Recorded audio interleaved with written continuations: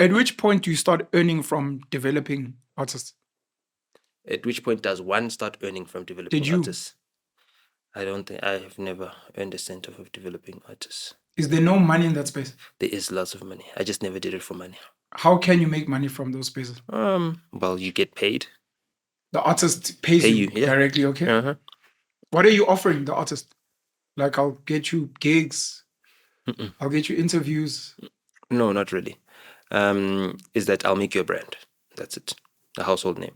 So getting the gigs, those are part of being a brand. You know, building a brand is like, how many people have you performed for? How many people have seen you at your highest level? Your highest level is when you're actually performing live, right? It's not a recording in a CD or anything else, but that's also one of the levels, right? So how many people can I expose you to that will now value that performance at enough money for you to now become a lucrative brand? So they can pay you for that. So they'll pay you for that. So like now, because Thandiswa Mazwai, she's performed at the Apollo Theatre, at whatever, at all these places. She did the Tiny Desk and all these things and so got over 1 million views because her performance has been so exposed. When she's doing a show at the Joburg Theatre and she says, I'm doing a show 1 night or 3 nights, 600 Rand per ticket.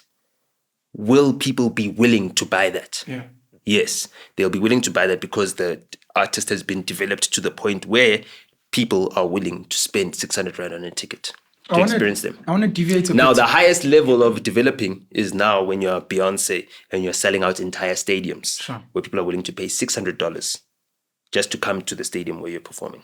You know what I mean? I want to deviate a bit. I've got a concern and I don't know if you have a view on it. There are certain artists, entertainers, skilled people, visual artist, musician, actor, who develop their brand to a premium level. Denzel, Beyonce, as you said, whoever. And they price... I wouldn't say we put Denzel and Beyonce in the same thing. He's not a premium actor. Denzel is not a stadium actor. Do you understand what I'm saying? Denzel is not doing your Hitch. You know, Denzel is not doing... what's that other Will Smith movie where he's a superhero? With Charlize Theron? Hancock. Denzel's not doing your Hancock. Do you understand what I'm saying? Denzel is not doing your independent... Let me change the example for you. No, I'm just saying, like, Will Smith is the mass. You understand? Big box office numbers. You understand what I'm saying? I'm going to change the example for your understanding. I think other people understood what I meant. So we'll say Will Smith. So they get to a certain level where they price at a premium. And it seems that some of these guys, including visual artists, painters, etc., then they fall off. They're not really that cool. And they struggle to price... in South Africa? No, just globally. Okay. They struggle to price at different levels.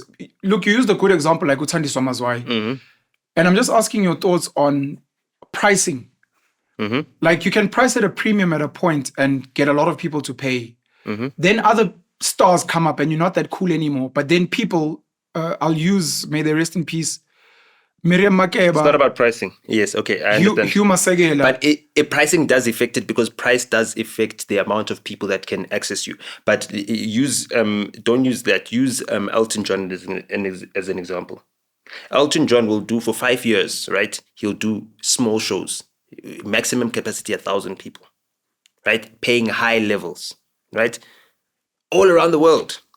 Each and every time, let's say you'll go to Vienna, you'll do 1,000 people.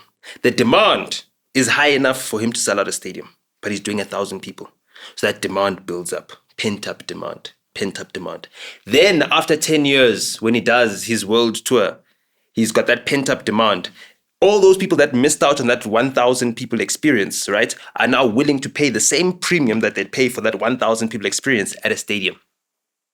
Do you understand what I'm saying? So let's say he's selling tickets at £100 a ticket for these 1,000 experience, right? So he's making £100,000 a show. That's what, 25 million Rand or something, yeah? Or something like that. I don't know what the exchange rate is. Yeah, it's 25, right? 25. We can keep it at £100,000. But you just need to max it out because we want to do it for a South African context, right? Sure. So now all those other shows that you've missed out on for the 10 years, right? That now equal like a stadium show. You would have never performed for those people. let's say a stadium is 50,000 people, right? So you performed for 49,000 less than your actual demand is currently, right? Only so that you can keep that demand pent up, right? To raise the price for that 49,000 to the same level as you've raised it for the 1,000. Sure. Right? So when your demand was at the highest, you kept the supply low. Supply is super, super, super low to make the tickets a premium. And because now you've had that pent-up demand for so long, now you've got the masses willing to pay the premium price for the full experience, even though it's not as intimate, they're not as close to you. You can't, do call and response with particular individuals in the crowd because now you're at a 49,000 scale, but you're still getting the same money out of the audience. So that's what they don't do. So what they do is that they'll do all these shows, right? And they'll never do them at a premium. In fact, they won't even do their own shows. They'll do festivals and whatever. And now when I go to whatever club, I see the top acts. Incidentally, I can see a Kabza incidentally, whatever.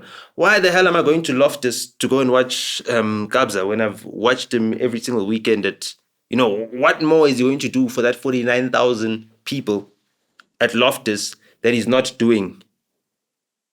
You understand? For the people that he's performing for free at the club. And that's a much more intimate setting.